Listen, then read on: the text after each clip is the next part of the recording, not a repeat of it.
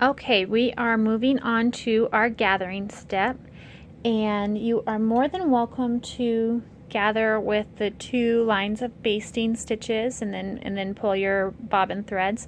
But I wanted to show you another way that you can gather, and that is using dental floss and your sewing machine with a zigzag stitch. Now you want to set your machine to the longest and the widest stitch possible. That way it can go over the dental floss. I will get, and I'm going to be using white on the right side so you can see it, and contrasting thread. Now if you wanted to, you could use it on the wrong side and matching thread so it would kind of blend in, but I'm doing it so you'll be able to see it. I'm going to get my machine set up and my fabric in there, and we will go from there. Alright, we're at the machine, so now we want to take our dental floss and put it in here. Now you want a long tail so you can so you'll be able, for one, be able to pull it and be able to hold on to it while you're stitching.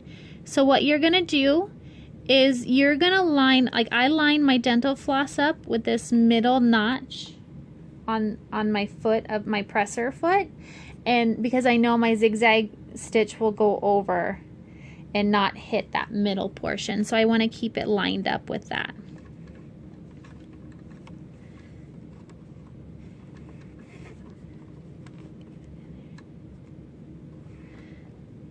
And then I keep my presser foot and my fabric lined up on the very edge, the edge of the fabric and the edge of the presser foot.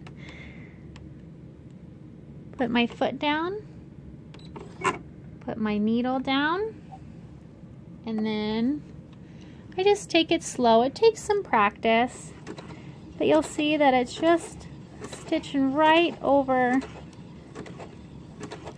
that dental floss. Make sure you're keeping that dental floss lined up with the middle notch of your presser foot, or just kind of right in the middle of where that zigzag stitch lands. And you're going to go all the way around your skirt. Make sure you don't run over your starting stitching, or at least the dental floss, because you want to be able to pull that dental floss, and that's what makes the gathering.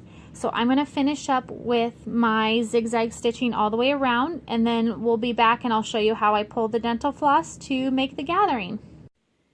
Okay, we're just finishing up with our zigzag stitch over our dental floss. Now I try to get as close to possible so I don't have any gap with my gathering. Now remember, you do not want to at any time hit that dental floss or you won't be able to gather properly. So now we're done and we've kind of overlapped where the dental floss runs. I just bring my needle up, cut my fabric, and then I also just cut my dental floss here with a little bit of a tail, and then you just hold one side of the dental floss and then pull on the other, or you can pull on both, and then that's how you gather. Then you get a gather like that. Super easy. Run one line of stitching over the dental floss, and then when you are at the width of that you need for your bodice, then you just tie it, and then make sure your gathering's easy, and then we'll go on how to attach it and sew on our bodice. We are now on to our attaching our bodice and our skirt together. So you want to make sure your skirt is inside out and you have your gathering stitches done. If you did like the traditional baste and stitch, or the basting stitch, or with your serger, you know, I did the dental floss method that we just talked about. You want to make sure you have your strings. Now you want it roughly the same size as your bodice. but don't tie them off yet, just in case if you need to do some adjusting and some evening of the gathers. I do like to make sure that the gathers are somewhat evenly distributed before I start attaching my bodice. Just makes things easier that way. So what you're going to do is your skirt's going to be wrong side out, and then your bodice is going to be right side out. Now, to remember to tell if you have like a solid color like I do, the wrong side of your bodice is, you know, you can tell because of the casing on the back bodice. You'll see that seam right there. Whereas on the right sides, there's no seam. There's just that line of stitching. So you're going to take your bodice and you're going to insert it into your skirt. And then you're going to take your side seams of your bodice and match it up to the side seam of your skirt.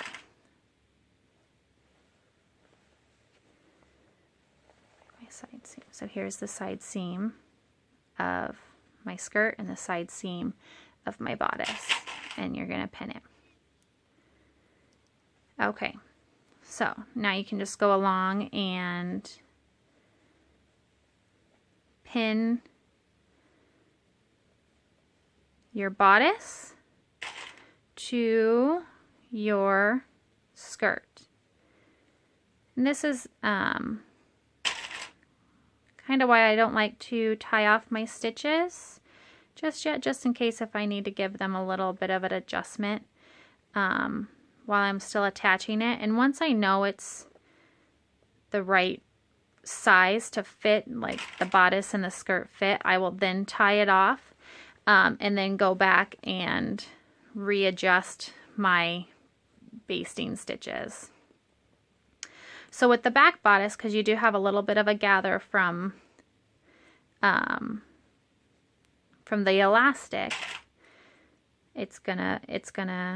you got to make sure that you're lining up your raw edges with no folds or wrinkles or anything as you're lining up that back bodice and then the back skirt. So you notice I have a little bit of extra here, which is fine. So what I'll do is I'll grab my dental floss, and then I will just give it a pull until it meets flush. And then I'll pin. I'll make sure everything meets flush. I'll kind of give it all a once over and double check.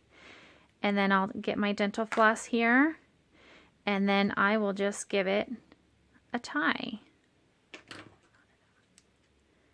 So I will just tie it up real quick here, and then that way you know your stitching's all locked in. Your dental floss and your ruffles won't shift or your gathering won't shift anymore, and you can then redistribute your ruffles and make sure everything looks nice and even. So I know it's a lot of pinning and unpinning, but you really want to make sure that you have a nice even gathering and look to your skirt piece.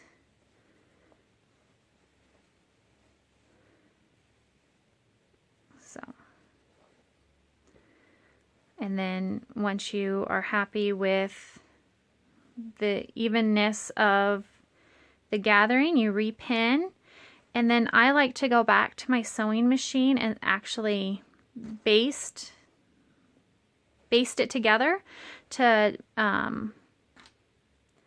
check my stitching and make sure my gathers are evenly distributed and everything like that. And then I'll go through and I'll run it through my serger. I run it through my serger. You could just attach it with an overlocking stitch on your machine, or a zigzag stitch, or a straight stitch, and then close to the edge a zigzag stitch, just because you don't want your edges to fray. Since this is a woven pattern, they will fray, but I just do it with my serger. If you don't have a serger, your sewing machine works just fine. So we're just gonna finish pinning our skirt and our bodice together, and then I will baste it and put it through the sewing machine, and we are done attaching. And then you would move on to deciding what buttons you want to add to the back straps, buttons or snaps, depending on, you know, the ease and everything like that that you're looking for. Distribute this a little bit.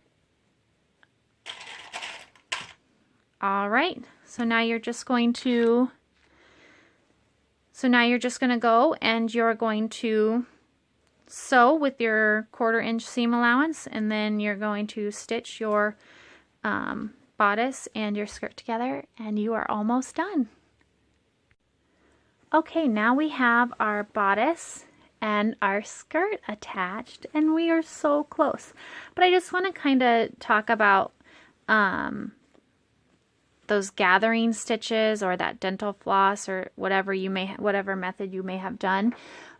Just double check to you're probably going to see some of those stitches on the outside, so you want to just grab your seam ripper and get rid of those. I usually just pull at it. Sometimes if it's within the seam, I kind of go where I don't see it anymore, and I just grab it with my seam ripper and I just pull and I give it a little snip. Just anywhere you see any of those extra basting stitches or anything like that, kind of get rid of those so you have a nice finished garment.